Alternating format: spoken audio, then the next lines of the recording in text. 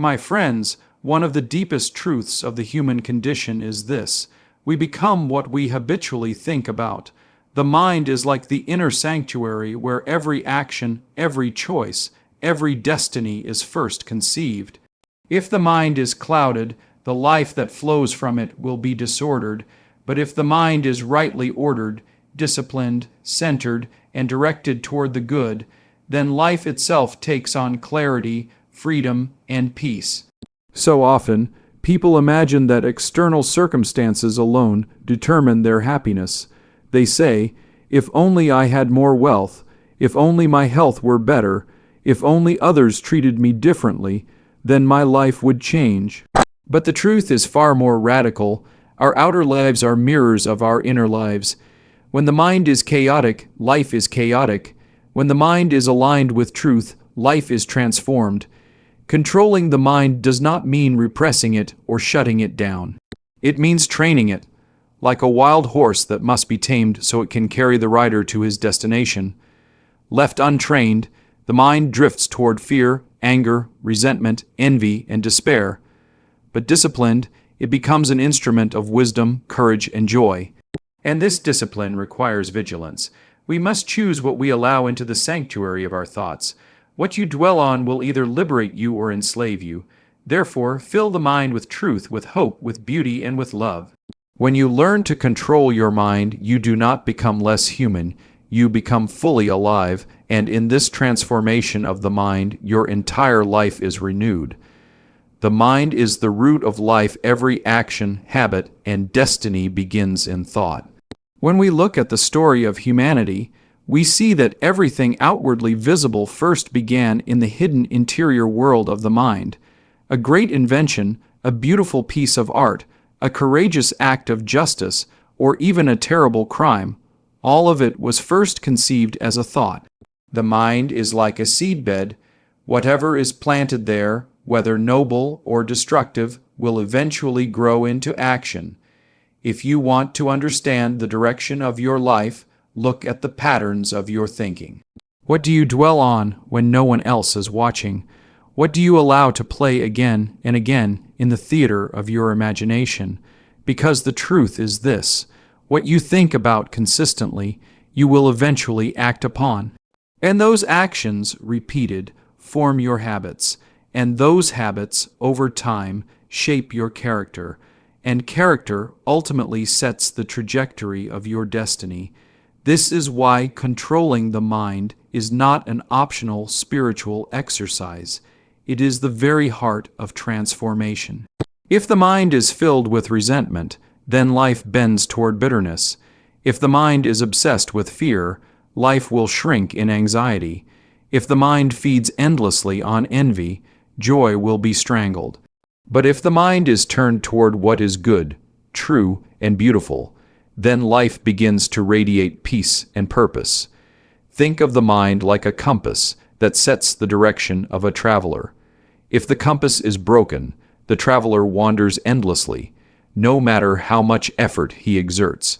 But if the compass points true, then each step, however small, leads closer to the destination.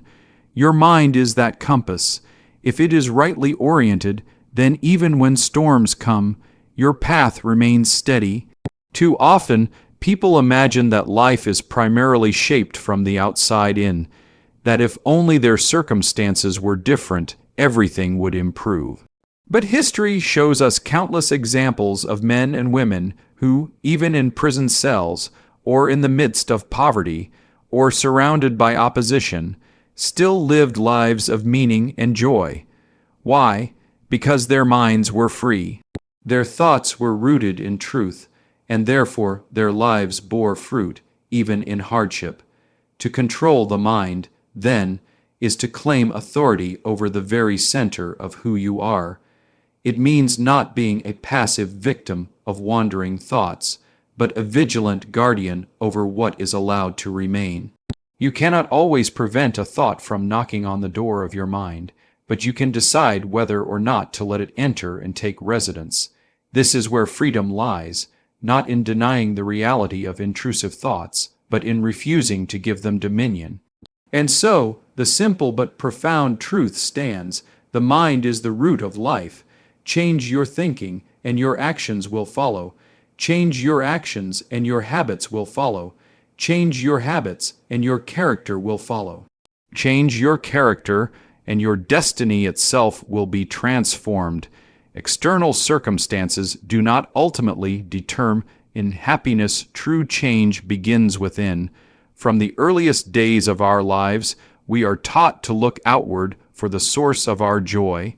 We imagine that if we could only live in a bigger house, drive a newer car, wear finer clothes, or travel to more beautiful places, then happiness would surely be ours. We assume that if only people treated us with respect, if only opportunities opened up at the right time, if only the storms of life would calm down, then at last we would know peace. But this search is like chasing the horizon. It forever recedes the closer we think we get. There is a subtle but liberating truth that overturns this restless chasing. Circumstances may influence our comfort, but they do not dictate our happiness. This is why two people can stand in the same situation, one crushed by bitterness, the other radiant with hope. The difference is not in the situation itself, but in the inner posture of the mind and heart. True happiness does not flow from the shifting sands of fortune. It springs from the steady well within. Consider how fragile external happiness really is. Wealth can be gained, but it can also be lost in an instant. Health may be strong today, but a single illness can weaken the body tomorrow. Relationships, as precious as they are, can change or even disappear. If our joy rests solely on these things, then life becomes a roller coaster, rising and falling with every new turn of events. But if happiness is rooted within, in a place untouched by the storms of circumstance, then it remains even when the winds howl. History gives us countless witnesses to this truth. Think of those who endured great suffering yet radiated a serenity that no prison walls could extinguish. They were not blind to their hardships, nor did they pretend that suffering was easy. Yet they discovered a deeper reality, that freedom of the mind and soul cannot be stolen by chains, poverty, or persecution. Their joy was not tied to possessions or positions, but to the unshakable center within them. This is not to deny that external things matter. It is good to strive for health, for justice, for beauty, for a life free from unnecessary burdens. But even as we pursue these goods, we must remember that they are not the source of our happiness. They can enhance life, but they cannot define it. The moment we let circumstances determine our peace, we surrender our freedom to forces we cannot control. True change, therefore, begins within. When the mind is renewed, the same difficulties that once crushed us become opportunities for growth. When the heart is anchored, the same storms that once threatened to drown us only strengthen our resolve. The outer world may remain full of challenges, but the inner world becomes a sanctuary of clarity and strength. It is within the hidden chamber of the soul that we decide how we will meet the world. Will we be enslaved by fear, envy, and resentment, all of which depend on what others do or fail to do? Or will we cultivate gratitude, patience, and hope, which remain steady regardless of circumstance? The choice is ours, and it begins in the quiet governance of the mind. So let us not be deceived by the glitter of outward things. They pass, they change, they fade. But the inner life, disciplined and directed, can generate a joy that no circumstance has the power to destroy. The mind must be trained, not suppressed. Discipline channels it toward the good. Too many people imagine that the life of the mind is about shutting down thoughts, silencing desires, or escaping the constant stream of inner dialogue. They believe that controlling the mind means suppressing it, pushing it down, or pretending those thoughts do not exist. But suppression only drives restlessness deeper into the soul, where it grows in hidden power. What we resist blindly does not vanish. It waits, gathering strength, until it bursts forth in ways more destructive than before. The true path is not suppression but training. Think of a wild stallion. Untamed, it kicks, bucks, and runs wherever it pleases. Left on its own, it may cause damage and harm, but once trained, the very same energy becomes strength in service of the rider. The horse has not lost its power, rather, its power has been directed. So it is with the mind. Its thoughts, its desires, its imagination are not to be crushed but guided, disciplined, and ordered toward the good. Every great athlete knows the value of training. The body left unexercised grows weak, but the body consistently trained becomes agile, strong, and reliable. Why should the mind be any different? The mind, too, must be exercised, must be disciplined, must be taught to focus on what uplifts and reject what destroys. It is not a punishment but a liberation, for a trained mind can go where an undisciplined one never can. Training the mind means teaching it to dwell on truth, even when lies appear easier. It means turning it again and again toward gratitude, even when the temptation of bitterness rises. It means practicing patience in the face of irritation, courage in the face of fear, love in the face of anger. This does not happen by accident. Just as a musician plays scales day after day, so too must the mind rehearse patterns of goodness until they become second nature. Discipline is not the enemy of freedom, it is the very condition for it. Consider the pianist who can play with grace and beauty. It is not because she is free from discipline, but because she has submitted to it. Hours of repetition, attention, and correction have given her the freedom to express music without effort. So it is with the mind. The more it is disciplined, the more freely it can move in the direction of wisdom, joy, and peace. But discipline must never become a form of violence against the self. We are not to hate our thoughts or despise our desires. Instead, we are to take them by the hand and lead them to higher ground. To discipline the mind is to say, I will not allow you to be enslaved to every fleeting impulse. I will not allow you to be dragged by every distraction. I will guide you to what is good, true, and lasting. There will be days when the mind rebels, when it runs back to fear or anger or envy, and on those days, discipline is simply bringing it back, gently but firmly, again and again. Training is never completed in a single moment. It is a lifelong process, a daily practice, a steady turning of the inner compass toward the light. So let us not misunderstand the task. The mind is not meant to be smothered, denied, or crushed. It is meant to be trained, like a great instrument that, when disciplined, becomes capable of producing harmony, strength, and beauty. For when the mind is trained, it no longer wanders aimlessly, but walks with purpose, carrying the whole of life toward the good.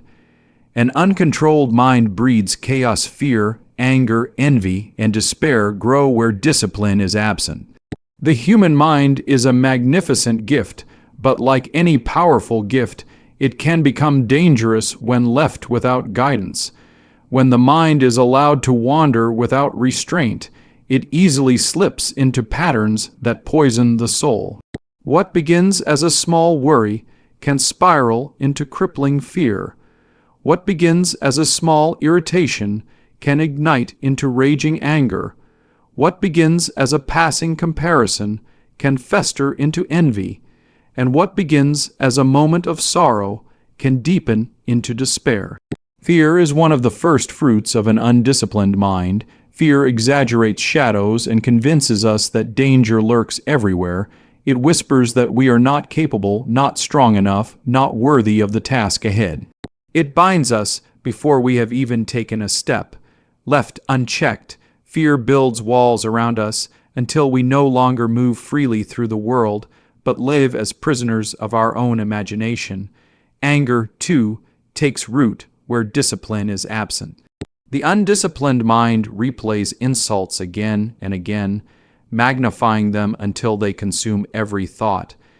Instead of releasing the hurt, the mind clings to it, feeding it, fueling it, until anger bursts forth like fire, burning relationships and leaving ashes behind. What might have been forgiven in a moment becomes a lifelong bitterness when the mind is left uncontrolled. Envy grows in the soil of comparison. When the mind is not disciplined, it constantly measures itself against others, against their success, their beauty, their possessions, their opportunities. Instead of gratitude for what has been given, the mind fixates on what is missing. Envy blinds us to our own blessings and convinces us that joy is always somewhere else, always in someone else's hands. And so, happiness is forever delayed, forever unreachable.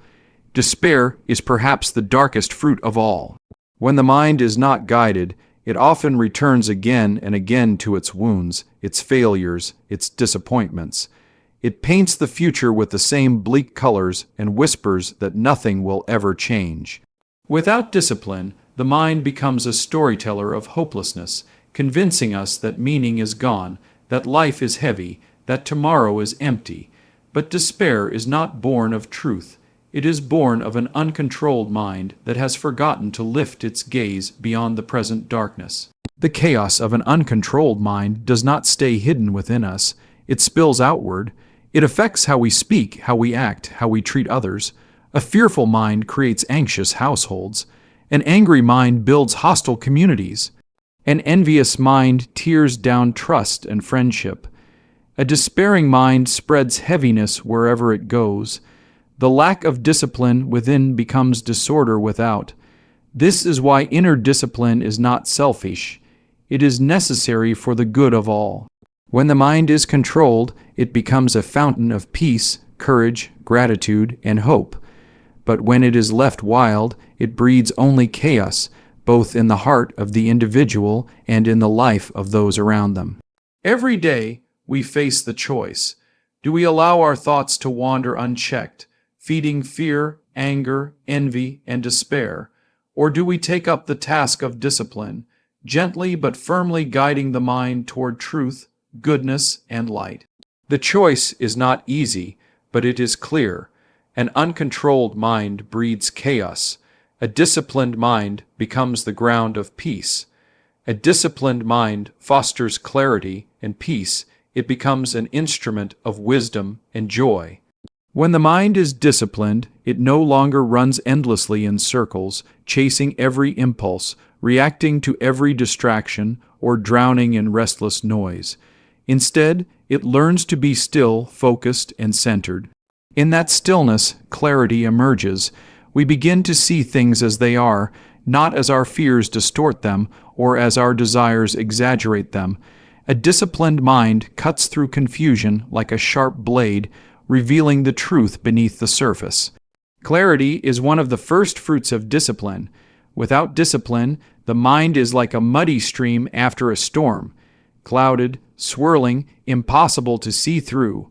But with discipline, the mud settles, the waters clear, and we can finally discern what lies beneath.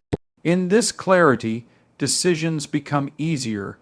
We see what is essential and what is not.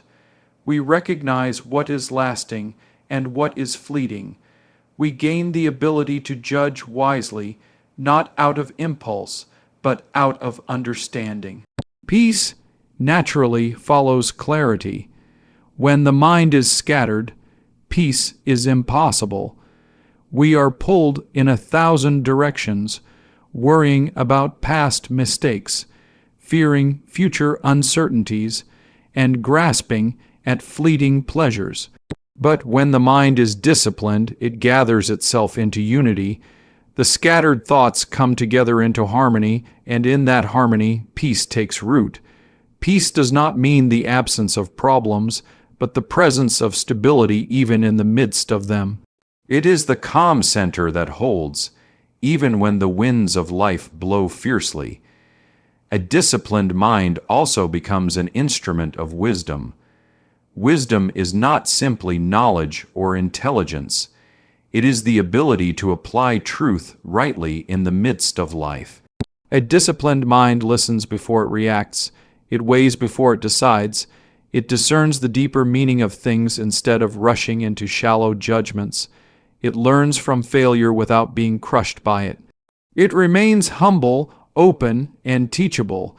Such wisdom is not the product of chance. It is the fruit of a mind trained to see beyond appearances into reality, and with wisdom comes joy. Joy is not the same as fleeting pleasure, which depends on circumstances and vanishes quickly. Joy is deeper. It flows from a mind at peace, a mind aligned with truth, a mind that rests in what is good. Joy can exist even in hardship because it is not rooted in comfort, but in clarity and peace. It is the quiet radiance of a life that knows its purpose and trusts its path. This kind of joy cannot be manufactured. It blossoms naturally when the mind is disciplined. Think of a skilled musician with a finely tuned instrument. When the strings are tightened correctly, the instrument produces harmony, beauty, and music that uplifts the soul. But if the strings are left slack or pulled in random directions, the sound becomes harsh, dissonant, and painful. So it is with the mind. Discipline tunes it rightly, and when it is tuned, it produces the music of wisdom, peace, and joy. The disciplined mind is not rigid, nor is it lifeless. It is flexible, creative, and alive, but its energy flows in a directed stream instead of spilling everywhere without purpose. It becomes a channel of strength instead of a flood of chaos. It becomes a light instead of a wandering flame. It becomes a friend instead of an enemy. It becomes the very instrument through which a person can live fully, wisely, and joyfully. This is why discipline is not a burden but a gift. It is not about crushing freedom, but about giving freedom its true form. For when the mind is disciplined, it no longer sabotages us. It no longer pulls us away from what matters most. Instead, it carries us steadily and faithfully toward clarity, toward peace, toward wisdom, and toward joy. Attention is a moral act. What we choose to focus on shapes who we become. Every day, countless thoughts, images, and voices compete for our attention. Some are noble, calling us upward toward truth, beauty, and love. Others are trivial, distracting us with noise and glitter that quickly fades. Still others are destructive, whispering lies, feeding bitterness and pulling us downward into darkness. We cannot control everything that appears before us, but we can choose where to direct our gaze, what to dwell on, and what to let pass. And in that choice lies a profound moral responsibility. Attention is not neutral. To give your attention to something is to give it space in your soul. It is to allow it to plant seeds within you, seeds that will grow into habits of thought, habits of desire, and eventually habits of action. When you attend to anger, you make yourself more prone to anger. When you attend to envy, you cultivate a spirit of dissatisfaction.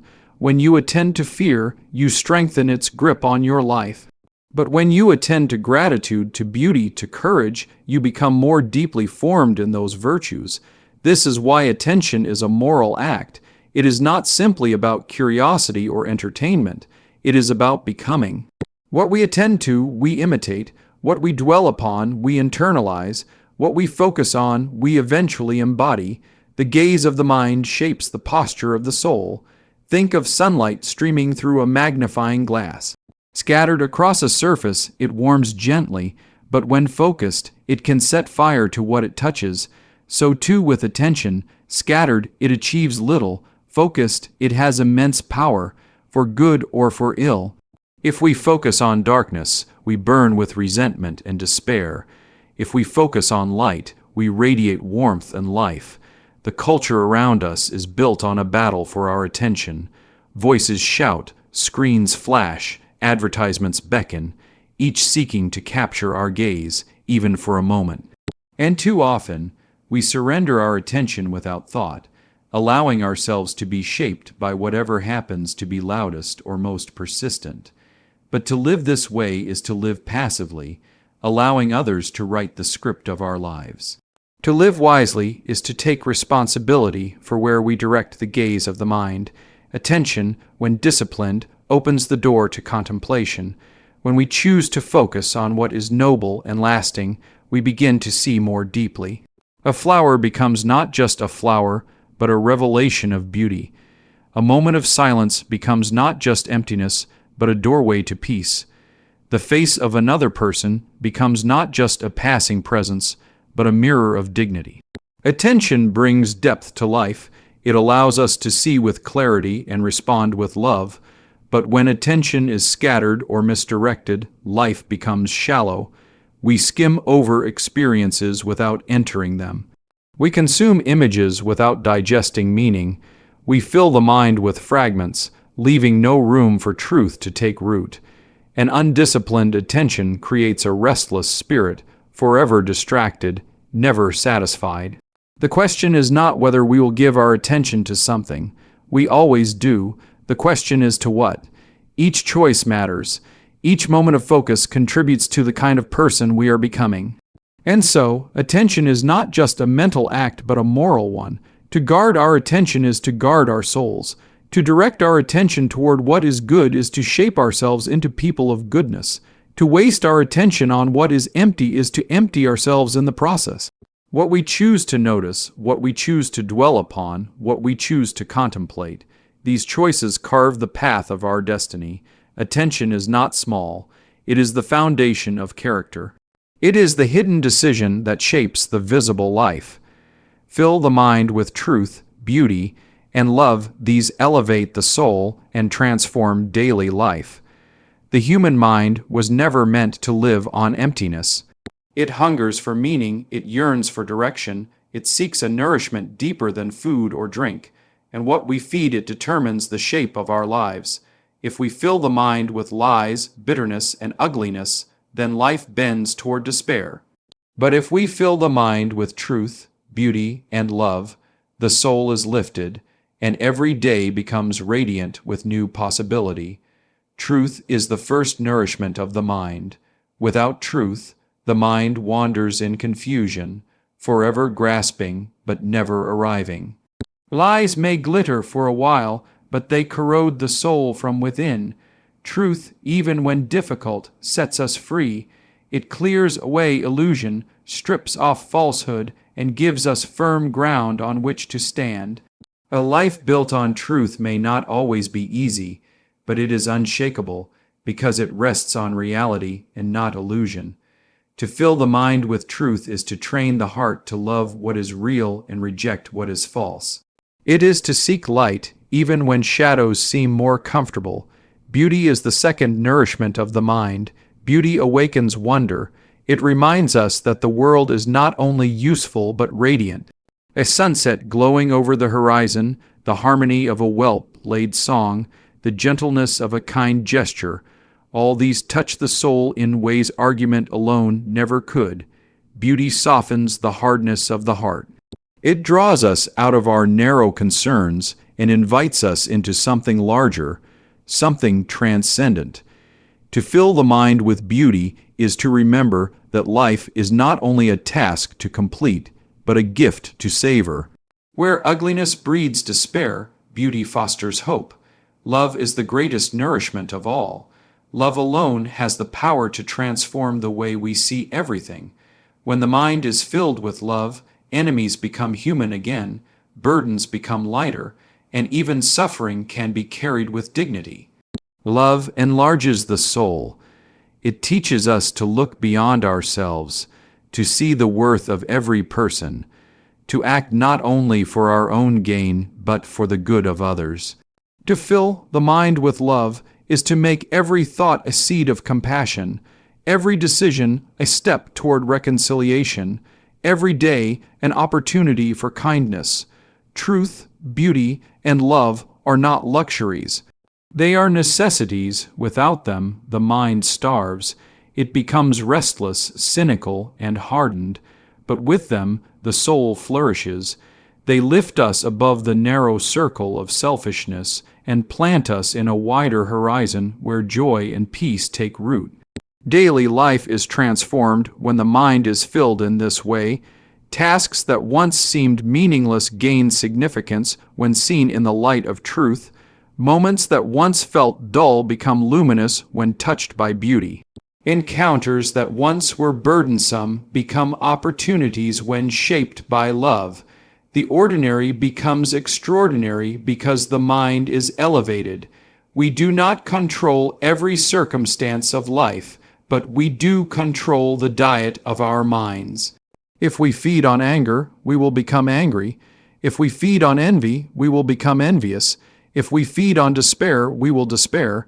But if we feed on truth, beauty, and love, we will rise, no matter what storms may come.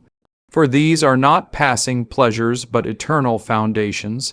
They do not simply decorate life, they transform it. To choose truth, to savor beauty, to give and receive love, this is the secret nourishment of the soul. Fill the mind with them daily, and life itself will be lifted into clarity, peace, and joy. Mind renewal leads to life renewal when thinking changes, habits, relationships, and destiny shift. The life we live is built upon the foundation of our thoughts. Every word spoken, every action taken, every path chosen begins first as an idea in the mind. If the foundation is cracked, the building cannot stand. But if the foundation is strong, the structure rises with stability and grace. So it is with life. When the mind is renewed, life itself is renewed.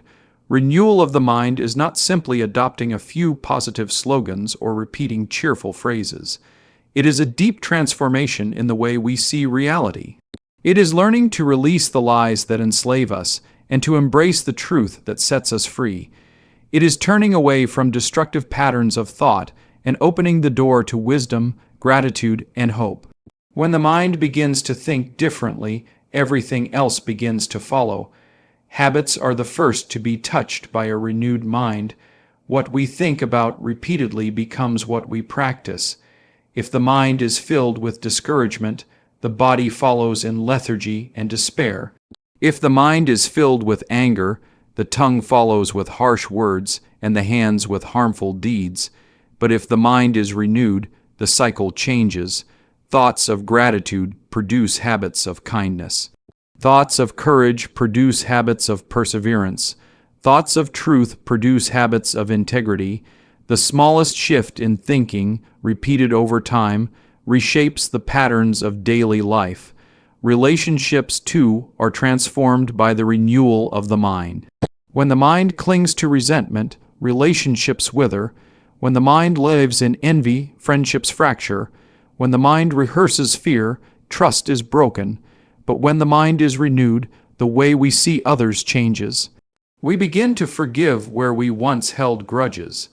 We begin to encourage where we once criticized. We begin to listen where we once ignored.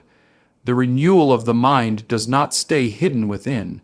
It radiates outward, healing and strengthening the bonds of love and friendship. Destiny itself is reshaped when the mind is renewed, for destiny is not some fixed script imposed upon us. It is the unfolding of the choices we make, and those choices are born in the mind. A person who believes they are powerless will live a life of surrender. A person who believes they are called to courage will live a life of strength. Change the mind, and the whole path of life shifts direction. New opportunities are seen, new roads are taken, new horizons open before us. Renewal of the mind does not mean every problem disappears. The challenges remain, the struggles continue, but the way we engage them is utterly changed. A renewed mind sees obstacles not as dead ends, but as invitations to grow. It sees failure not as final, but as a stepping stone toward wisdom. It sees suffering not as meaningless, but as a place where deeper strength and compassion are born. The same life, the same circumstances, but a new mind, and therefore a new experience of living. This renewal is not achieved in a single moment, but in steady practice. It comes as we train the mind daily, choosing again and again to turn from fear toward faith, from bitterness toward gratitude, from despair toward hope. Each small act of renewal builds upon the last, until one day we find that the life we are living is no longer the one we once knew. It has been transformed because the mind at its center has been transformed. When the mind is renewed, habits shift, relationships heal, and destiny opens into something greater than we imagined. Mind renewal is life renewal, for the two cannot be separated. As the inner world is renewed, the outer world follows, and life itself becomes a testimony to the power of transformed thought. Controlling the mind is the path to authentic freedom. It allows us to live with purpose and alignment to the highest good. Freedom is often misunderstood. Many people think freedom means doing whatever you want, whenever you want, without restraint or limitation. But that kind of freedom, left unchecked, quickly becomes slavery, to impulses, to desires, to addictions, to passing moods. A person who cannot control the mind is not free at all.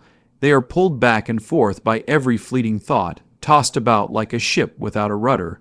True freedom begins within. It is not simply the absence of restrictions, but the presence of inner mastery. It is the ability to say yes to what is good and no to what is harmful. It is the strength to act not out of compulsion, but out of purpose. And this freedom comes only through the discipline of the mind. When the mind is uncontrolled, it becomes a tyrant. It demands satisfaction for every craving. It feeds resentment at every injury. It clings to fear at every uncertainty. Such a mind does not serve us. It enslaves us. But when the mind is controlled, it becomes a faithful servant. It is no longer the master of our lives, but the instrument through which we pursue what is highest and best. Controlling the mind does not mean crushing it or silencing it into nothingness. It means directing its power with wisdom, much like a pilot guiding a plane through turbulent skies. The winds may be strong, but with steady hands on the controls, the course remains true. The disciplined mind does not deny that storms exist. It simply refuses to be thrown off course by them. It stays focused, steady, and aligned, and this is where authentic freedom arises. The free person is not one who avoids all difficulties, but one who does not become enslaved by them. The free person does not deny the presence of desire, but chooses which desires to cultivate and which to let pass. The free person does not escape from fear, but confronts it with courage, refusing to let it dictate every decision. This freedom is deeper than circumstance, because it flows from mastery of the inner life. To live with controlled thought is to live with purpose. Each decision is guided not by impulse but by vision. Each step is directed not by distraction but by intention. Life takes on coherence and meaning because the mind is no longer scattering energy in 1,000 directions, but channeling it toward what matters most. In this way, control of the mind opens the door to alignment with the highest good.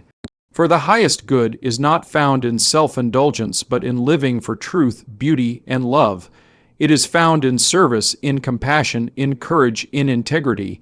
When the mind is uncontrolled, these goods often seem distant, too demanding, even impossible. But when the mind is disciplined, it naturally gravitates toward them. It recognizes their worth, it delights in their pursuit, and it finds joy in their practice. This is why the sages, the saints, the wise men and women of history have all emphasized mastery of the mind. They knew that without it, freedom is an illusion, purpose is lost, and life drifts aimlessly. But with it, freedom becomes real, purpose becomes clear, and life aligns with the highest truth. The mind controlled is the life liberated. The mind guided is the soul set free. For only when we control the inner world can we live fully in the outer world, moving not as captives of impulse, but as free beings, walking with clarity, with strength, and with joy. My friends, the journey of life begins and ends in the mind. If the mind is left untended, it leads us into fear, chaos, and despair. But if it is disciplined, renewed, and filled with truth, beauty, and love, then it becomes the wellspring of clarity, peace, and joy. We do not change life by merely rearranging circumstances. We change life by transforming the inner sanctuary where every choice is born. Control of the mind is not about repression, but about freedom. The freedom to rise above distraction, the freedom to align with what is highest, the freedom to live with purpose. So let us take up the noble task of guarding our thoughts, training them, directing them, and filling them with what is good. For when the mind is mastered, the heart is lifted, habits are renewed, relationships are healed, and destiny itself is reshaped. To control the mind is to claim the path to authentic freedom, and in that freedom, life becomes what it was always meant to be, a journey of wisdom, a song of beauty, and a witness of love.